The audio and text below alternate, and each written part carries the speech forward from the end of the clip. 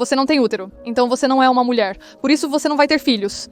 Normalmente pensam que se você não tem vagina, então sua região íntima é como uma boneca de plástico.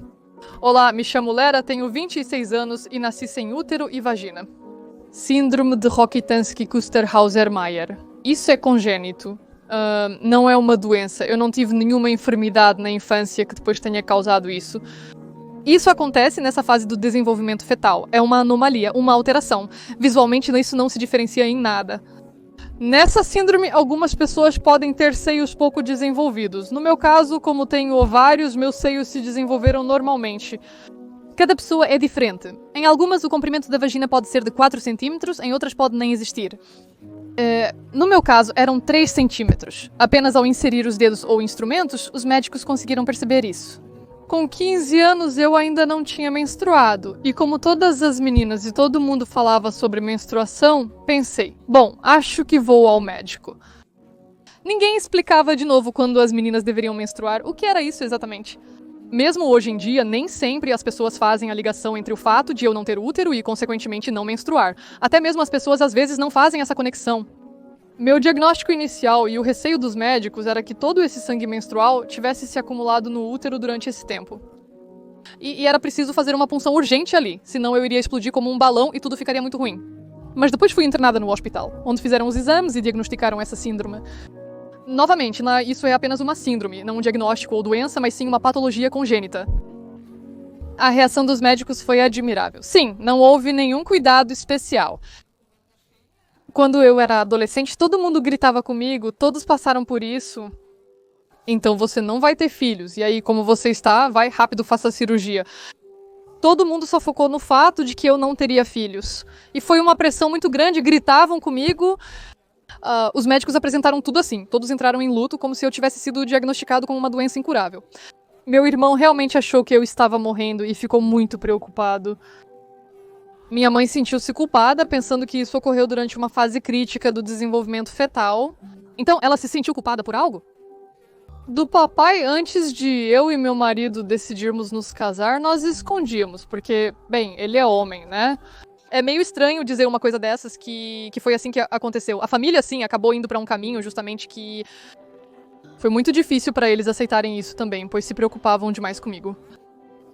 Tudo estava bem na vida e depois, sabe, a sociedade disse que você tem que sofrer. Isso é horrível. Sim, claro, as amigas conversam sobre a menstruação. Ou então perguntam, você tem um absorvente? E você não sabe o que dizer. Porque jogar toda essa informação pra elas e dizer, sabe, não preciso, também fica meio estranho. Ou seja, claro, sim, era vergonhoso falar sobre isso. Me ofereceram fazer uma vaginoplastia, criar uma vagina artificial. É uma cirurgia bastante séria e agressiva, pelo menos foi assim que me explicaram na época. Hoje em dia, talvez a tecnologia já tenha mudado, mas eles formam a vagina a partir do intestino. Pode falar sobre isso, né? Então, do intestino. Essa era uma opção. A outra se chamava dilatação. De novo, pelo que me lembro, se isso envolvia alguns instrumentos. Sim, que literalmente dilatam, pressionam aquela pele ali. Isso já não é uma cirurgia, mas sim um procedimento demorado e bastante doloroso. Os médicos não me explicaram para que isso era necessário. Ou seja, tudo era meio que forçado. Você não vai se casar porque não tem uma vagina. E é preciso fazer uma para que você tenha um marido. Para que vocês possam ter relações sexuais vaginais. Mas ninguém explicava novamente como eu iria me sentir com isso. Eles meio que pressionavam mais para que vai ser só uma passagem onde você pode colocar diretamente o órgão sexual masculino. Eu chorei muito, tipo, por que, sabe, que eu não posso ter filhos, que eu não vou ter sexo, que eu não vou me casar, que ninguém vai querer alguém como eu. O mais difícil psicologicamente foi aceitar que eu sou mulher, que eu sou feminina. Porque, sabe, sim, você não tem útero, então pronto, você não é mulher. Embora eu tenha um laudo, está escrito lá, fizemos exames, eu sou uma garota. Cada um tinha uma ideia diferente de como é possível fazer uma vagina.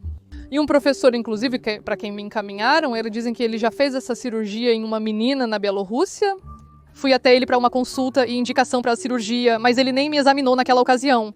Ele simplesmente tirou debaixo da mesa uma cola PVA em formato fálico. Ele tinha, sei lá, uns 12 centímetros. E disse, então, encontre algum objeto parecido com esse. Faça uma bandagem em volta da sua cintura, assim para que pareça uma tanga de lutador de sumô, mais ou menos. Coloque esse objeto em você, para que ele pressione constantemente por 2 ou 3 horas diárias e caminhe assim. Eu só não entendi o que ele quis dizer.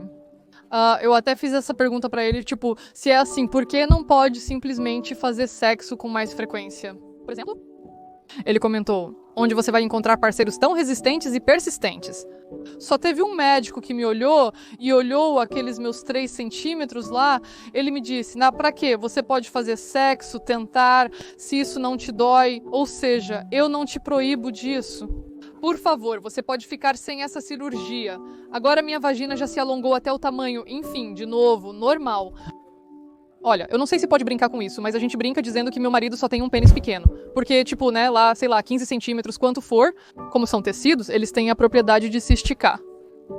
Ou seja, eu consegui evitar essa cirurgia. Desde os 15 anos, eu e aquele rapaz que agora é meu marido, o Vova, já estamos juntos há 11 anos. Todos diziam que eu não podia contar isso pra ele, pois ele me deixaria ou ficaria comigo por pena. Até hoje tem gente que pensa assim. Nós fazemos sexo vaginal. A gente tenta de vez em quando, porque, de novo, como o médico disse na época que a gente podia tentar, então a gente tentou. Todos sentem prazer, mas as mulheres não o sentem exatamente por esse motivo. Então, basicamente, não há nenhuma tragédia no fato de que as mulheres não têm vagina. A primeira vez foi com confiança, sem pressa. Não doeu, justamente porque foi na medida do possível agora, considerando nossa, psique e fisiologia. E depois, como se não tivesse mais para onde ir e tudo era exclusivamente por consentimento mútuo, ele não soube imediatamente, porque quando eu estava internada no hospital e estavam me dando esse diagnóstico, essa síndrome, ele estava em outra cidade. Eu estava extremamente receoso de contar isso para ele. Os pais dele souberam antes dele, e eles pressionavam mais, dizendo, conte pra ele, você está enganando ele. Conversamos por vídeo enquanto eu estava no hospital. No fim, ele pesquisou tudo no Google antes dos outros e entendeu a situação. E quando finalmente contei pra ele, ele basicamente disse, sim, eu já sabia, está tudo bem. Sim, eu entendi. Era só o meu constrangimento meio que imposto pela sociedade de que não se pode falar sobre isso. Eu estava tão constrangida que ele chegava a completar algumas frases por mim. Eu fiquei tipo, assim, é que tudo está tão realmente maravilhoso, ótimo, super, ninguém está te pressionando, que tipo, não vai ter filhos. Novamente, qual a relevância de termos filhos ou não? Quando eu tinha 15, ele 18. Eu, na verdade, nem tenho essa opção. E realmente é difícil pra mim avaliar o quanto eu gostaria de ter filhos se eu pudesse tê-los a qualquer momento. Não sei ter filhos. A maternidade de substituição está disponível para mim, pois tenho ovários que produzem óvulos, mas eles não se fixam em nenhum útero, apenas existem ali. Seu filho não é aquele que saiu de você, e isso é legal, mas o sentido está em que sim, é na criação.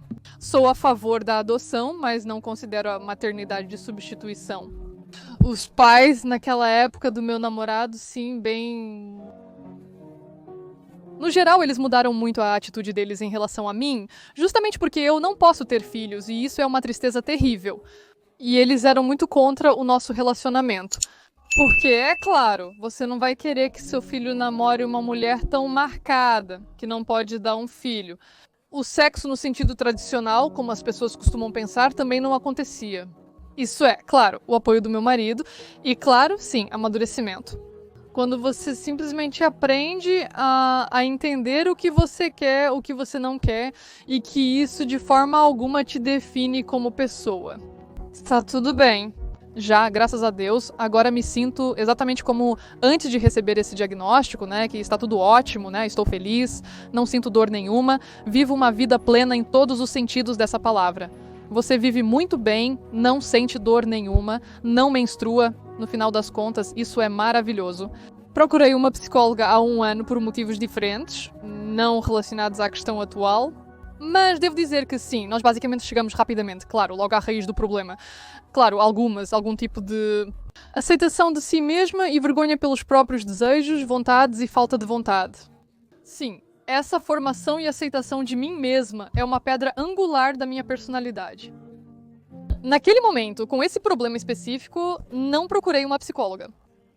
Isso é literalmente nos últimos anos. Eu, na verdade, vivo normalmente com isso, converso sobre isso e aprendi. E para os médicos, todos que, claro, perguntam durante os exames, Dizer tudo isso e entender que não há problema nisso, mas tá tudo ótimo, sim, está tudo bem. Seria bom se explicassem para as meninas que existem casos diferentes, que algumas pessoas, sim, podem ter ou não ter algo, por exemplo, pode não ter útero, pode não menstruar. Há várias razões para isso. Não se trata de pessoas ignorantes. Muitos pensam que quem não tem vagina é como uma boneca de plástico na região íntima. Ou seja, eles realmente não fazem ideia de como deveria ser, de como é de verdade. No geral, tudo é muito individual. E é muito importante falar sobre isso e conscientizar tanto meninas quanto meninos.